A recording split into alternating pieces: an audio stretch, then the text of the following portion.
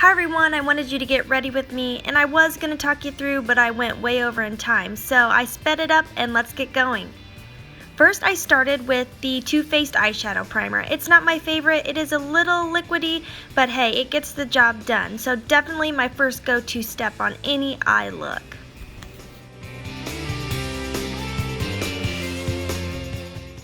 You definitely want to fully cover your eye with that eyeshadow primer, and I even do a little bit underneath in case I want to add any drama below my eye.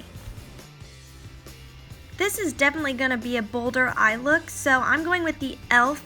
cream eyeliner in black, and it goes on thick, but it makes a great base. Using my Real Technique brush, it's the perfect consistency to spread on that cream shadow. It's kind of a dense, bristled brush. And it really puts it on, actually a lot more than I was expecting, so be careful. A little goes a long way.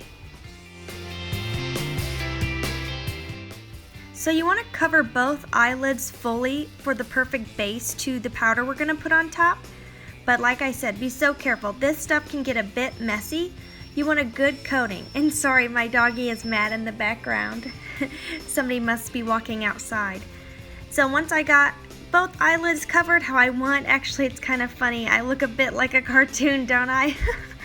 Anyway, so cover both eyelids, getting a good coat. And then we're going to grab our Urban Decay in Solstice. This stuff is amazing. It is a transformer shade from purple to turquoise to brown. Amazing. Love it. You're going to want to get a Real Technique brush or whichever brush you have and pack that pigment on top. Don't use a brushing motion or dusting motion, I can't talk. Just pat that pigment right on top of that cream eyeliner.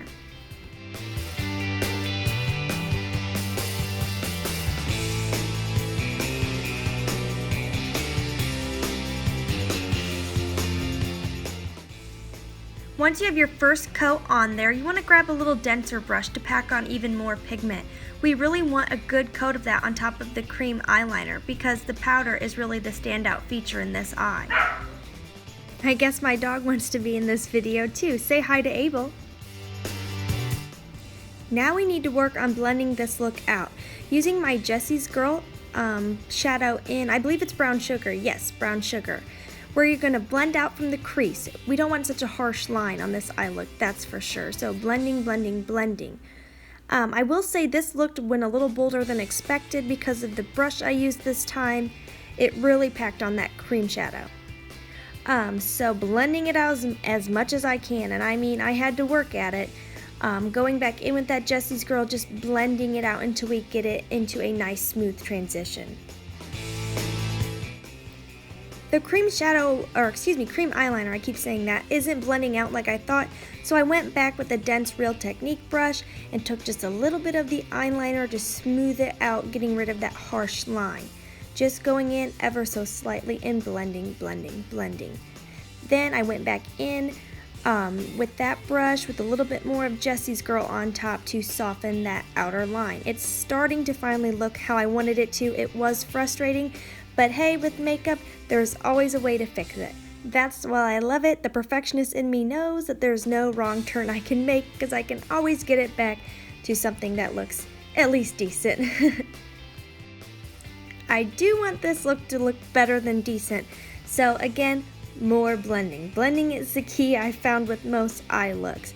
Going back in with that Jessie's Girl and just blending out that outer line. I don't want this look to be too harsh. We have to soften it out. The real standout feature is that Urban Decay Solstice eyeshadow, so packing more pigment on top so we can get the full experience of how amazing that transformer shade is. And then blending it out, once again, blend, blend, blend, ladies. You might get a little fallout with this look, so I took my concealer brush and went back under and just kind of tidied up my edges, any flyaways I got. I do put my foundation on before my eyeshadow. I know, bad habit. Alright, so now going in with my favorite cream shadow, Splurge Cream by Younique in Dreamy. Yes, Dreamy. It is a silvery white.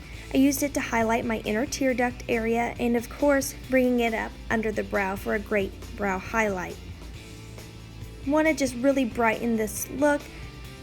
Cleaning up my little edges there. Don't want it to be too crazy. For highlighting under the brow, I recommend pulling it up towards the eyebrow. You don't want to have your brows styled yet, so pull it up towards the brow so that way you don't interfere with the eyeshadow we've already put on.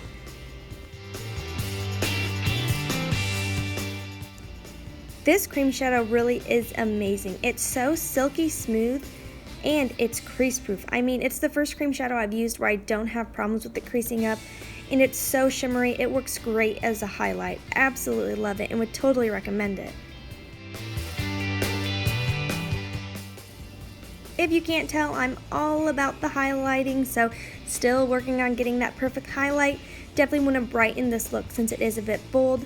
Now going back and kind of softening up that edge with a clean brush, one that I haven't used yet with any shadow, just softening it out a little. Wow, softening those edges really made a big difference, and again, just cleaning up my little edges there. That concealer brush sure does come in handy for any fallout I might have, and just kind of brightening if I get any dark shadow falling down on my cheeks, and brushing away any excess. This is a bold look, so I didn't want to go too dramatic under my eye. Using Trace Steak, it's just a kind of an eyeshadow crayon. I line my lower lashes so that there's a little drama, but nothing too bold, because I have enough of the bold on top, I believe, for today anyways. I am headed into work.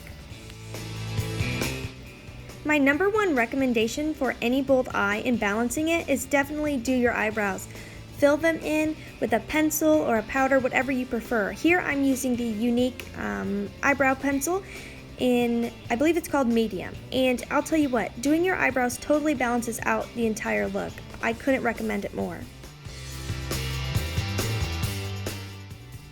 I'm big into bold brows, so this part may take a little while, sorry. But just blending and making them look as natural as possible, but still a bit bold. I'm all about those Lily Collins eyebrows. I really like the spool end of this pencil. It's really great for blending out any pencil marks and making it look as natural as possible.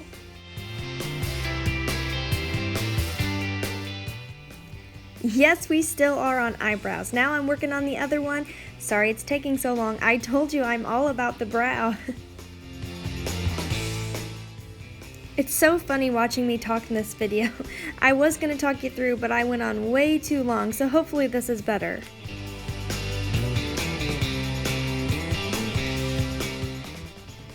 And we are almost done with brows, I promise. And now we do need one final touch to the brows. After I finish this, I'm going in with the Younique brow gel.